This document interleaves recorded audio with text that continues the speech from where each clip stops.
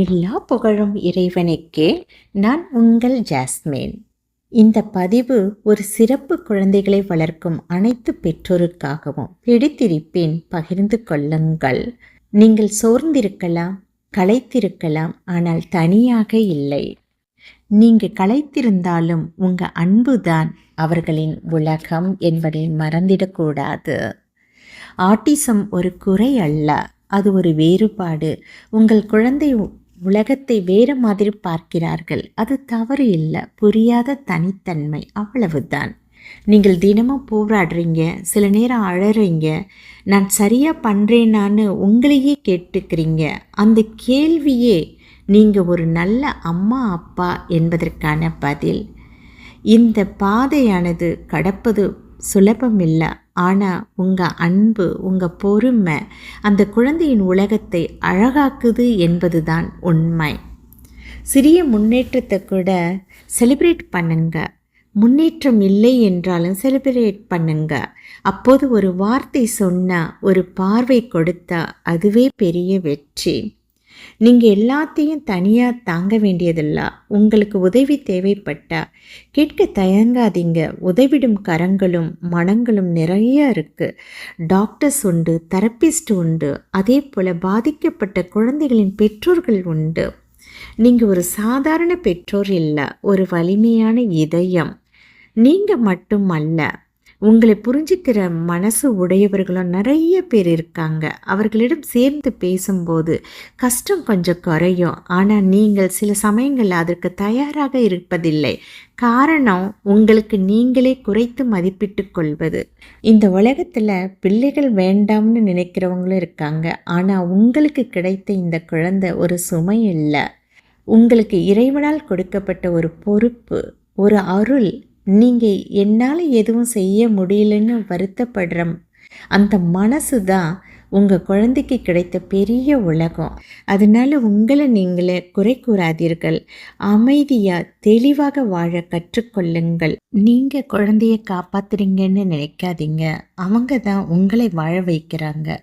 சில நேரங்களில் மற்றவர்களின் வார்த்தைகள் நம்மை காயப்படுத்தும். ஏன் உங்களுக்கு இப்படிப்பட்ட குழந்தைன்னு கேட்பவர்களும் இருக்கலாம். அது அவர்களின் அறியாமை, உங்கள் குறை அல்ல. திரும்ப திரும்ப உங்களுக்கு கூற விரும்புவது, இறைவன் நம்பிக்கை வைக்கும் இதயத்துக்கு தான் இந்த பொறுப்பை கொடுக்கிறான். மற்றவர்களின் தேவையற்ற மற்றும் நம்மை புண்படுத்தக்கூடிய வார்த்தைகளை மனதில் வைக்காதீங்க. உங்கள் மனதுக்கும் நீங்களே அன்பை கொடுக்க கற்றுக்கொள்ளுங்கள். நீங்கள் சாதாரண பெற்றோர் இல்லை, நீங்கள் ஒரு வலிமையான இதயம். அதனால்தான் அந்த குழந்தை உங்களிடம் பாதுகாப்பாக இருக்கிறது. மற்றவர்களின் வார்த்தை முக்கியம் அல்ல, உங்களின் அன்புதான் முக்கியம். எல்லா வசதியுடனும் உடல் ஆரோக்கியத்துடனும் வளரும் பிள்ளைகளும் இருக்காங்க. அவர்களிடமிருந்து எதிர்ப்பையும் பிடிவாதத்தையும் தவறான நடவடிக்கைகளையும் சில பெற்றோர்கள் சந்தித்து கொண்டும் சகித்து கொண்டும் தான் இருக்கிறாங்க. இதுதான் கொடுமை. ஆனால் உங்கள் குழந்தை உங்களை மட்டும்தான் தன் உலகமாகவே நினைத்து வாழ்ந்து கொண்டிருக்கிறது. கணக்கு போட தெரியாத குழந்தை, அது ஒரு சுமை அல்ல, ஒரு அரிய பாசம். உங்களை முழுமையாக நம்புகிற ஒரு இதயம். அதனால் இந்த வாழ்க்கையை கஷ்டம்னு மட்டும் பார்க்காதீங்க. இது இறைவன் கொடுத்த ஒரு சிறப்பு பரிசுன்னு பாருங்க. உங்கள் பாசம் அவர்களின் உலகம். அந்த உலகம் உங்களால் தான் அழகாகுது. சில அம்மாக்கள் நினைப்பாங்க, நான் இல்லாமல் வேற யாராவது இருந்திருந்தா என் குழந்தைய இன்னும் நல்லா புரிஞ்சிருப்பாங்களோன்னு நினைப்பாங்க. அந்த எண்ணம் தவறில்லை, அது ஒரு அம்மாவின் பாசத்தினால் வரும் வழி. ஆனால் ஒரு உண்மையை மறக்காதீங்க, இந்த குழந்தை உங்களுக்கு தவறுதலாக வந்தது அல்ல. இறைவனின் நம்பிக்கைக்குரிய இதயத்திற்கு கொடுக்கப்பட்ட பொறுப்பு. நீங்கள் போதுமானவராக இல்லைன்னு இல்லை, நீங்கள் தான் அந்த குழந்தைக்கு சரியானவர். அதனால் உங்களையே குறை சொல்லாதீங்க. உங்கள் முகத்தில் அன்பையும் அமைதியையும் காட்டுங்க.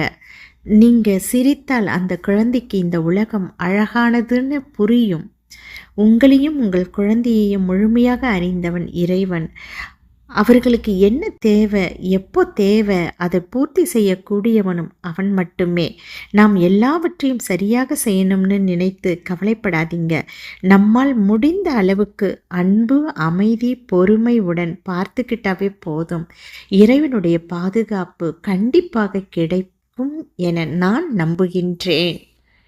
உடல் அளவிலும் மனதளவிலும் கஷ்டப்படுற எனக்கு எங்கிருந்து அமைதி கிடைக்கும்னு யோசிக்காதீங்க. அந்த பேச தெரியாத, கஷ்டத்தை நம்மிடம் புரிய வைக்க தெரியாத நம்மளுடைய பாதுகாப்பில் இருக்க அந்த குழந்தையிடமிருந்தே அந்த அமைதியை நம்மளால் கற்றுக்கொள்ள முடியும். அதனால் முயன்று பாருங்கள். ஏன்னா நீங்கள் இந்த உலகில் உள்ளவர்களில் மிகவும் மதிப்பு மிக்கவர்கள். நீங்கள் களைத்திருந்தாலும் உங்கள் அன்புதான் அவர்களின் உலகம். சில நேரம் நம்ம யோசிப்போம், ஏன் என் குழந்தை மட்டும்? அந்த கேள்வி தவறில்லை, அது ஒரு அம்மாவின் மனசு. ஆனால் இன்னொரு உண்மையை மறக்காதீங்க, அந்த குழந்தை தவறி உங்களுக்கு வந்ததல்ல. இறைவனின் நம்பிக்கை இருக்கிற மனசுக்கு தான் அந்த பொறுப்பை கொடுக்கின்றான். நீங்கள் பலவீனம்னு இல்லை, நீங்கள் தேர்ந்தெடுக்கப்பட்டவர்கள். இந்த பாதையை சமாளிக்க உங்களால் முடியும் என்பதால் தான். இந்த உண்மையை நினைச்சு பாருங்க, மனசு மெதுவாக அமைதியாகும். நீங்கள் தனியாக அந்த குழந்தையை பார்ப்பதில்லை, இறைவன் உங்களுடன் இருக்கின்றான். இறைவன் நம்பிக்கை வைக்கும் இதயத்துக்கு தான் பொறுப்பு கிடைக்கும். சில நேரம் நம்ம நினைப்போம், நான் தான் என் குழந்தையை காப்பாற்றுறேன்னு. ஆனால் அங்கே ஒரு உண்மை மறைந்து இருக்குது. அந்த குழந்தைகள் நம்முடைய பாதுகாப்பையும் அரவணைப்பையும் மட்டும் சார்ந்தவர்கள் அல்ல. நம்ம வாழ்க்கையை காப்பாற்றுவதும் ஒரு காரணம். எப்படின்னு பார்த்தோம்னா, நான் ஏன் வாழணும்னு யோசிப்பவர்கள் இருக்காங்க. ஆனால் நீங்கள் மட்டும் என் குழந்தைக்காக நான் வாழணும்னு நினைக்கிறீங்க. அந்த ஒரு எண்ணமே உங்களை காப்பாற்றுகிற சக்தி. அப்படின்னா அந்த சக்தி யார்? அந்த குழந்தை தானே. அப்போ அந்த குழந்தை தானே உங்களை பாதுகாக்கிறது. அதனால் இந்த குழந்தைகள் உங்கள் பொறுப்பு மட்டும் அல்ல, உங்கள் பாதுகாப்பும் கூட. எல்லோரையும் பாதுகாக்கும் இறைவன் உங்கள் குழந்தைகளையும் கண்டிப்பாக பாதுகாப்பான். இறைவன் கொடுத்ததை அவனே பார்த்து கொள்ள வல்லமை மிக்கவன். செடி கொடிகளுக்கும் வாயில்லா ஜீவராசிகளுக்கும் கூட தேவையானதை கொடுத்து காப்பாற்றும் இறைவன் உங்களுடைய சிறப்பு குழந்தைகளுக்கு என்ன தேவைன்னு இறைவனுக்கு தெரியாமல் இருக்குமா? நாம் பயப்பட வேண்டியதில்லை, படைத்தவன் பாதுகாப்பான். அந்த நம்பிக்கையோடு அமைதியாக முன்னேறலாமே. சில நேரம் நமக்கு சந்தேகம் வரலாம், இறைவன் என்னை கைவிட்டுட்டானோன்னு. அந்த எண்ணம் வருவது தவறல்ல, அது ஒரு களைப்பான இதயத்தின் சத்தம். ஆனால் ஒரு உண்மையை மறக்காதீங்க, இந்த குழந்தையை உருவாக்கிய இறைவன் கைவிட மாட்டான். இக்குழந்தைக்கான பொறுப்பும் இறைவனுக்கே சொந்தம் என்று இந்த நம்பிக்கையோடு முன்னேறலாமே. நான் சொன்ன இந்த எல்லா வார்த்தைகளும் வெறும் ஆறுதல்களுக்காக மட்டும் அல்ல.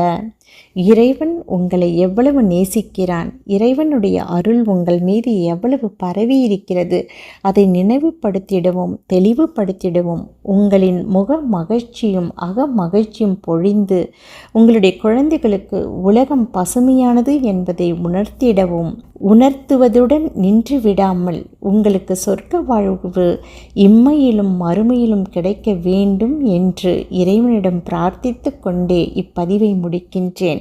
இந்த பதிவு உங்களுக்கு நிம்மதி கொடுத்திருந்தால் பகிர்ந்து கொள்ளுங்கள். மற்றொரு அம்மாவுக்கும் இந்த ஆறுதல் சென்றடையட்டும்.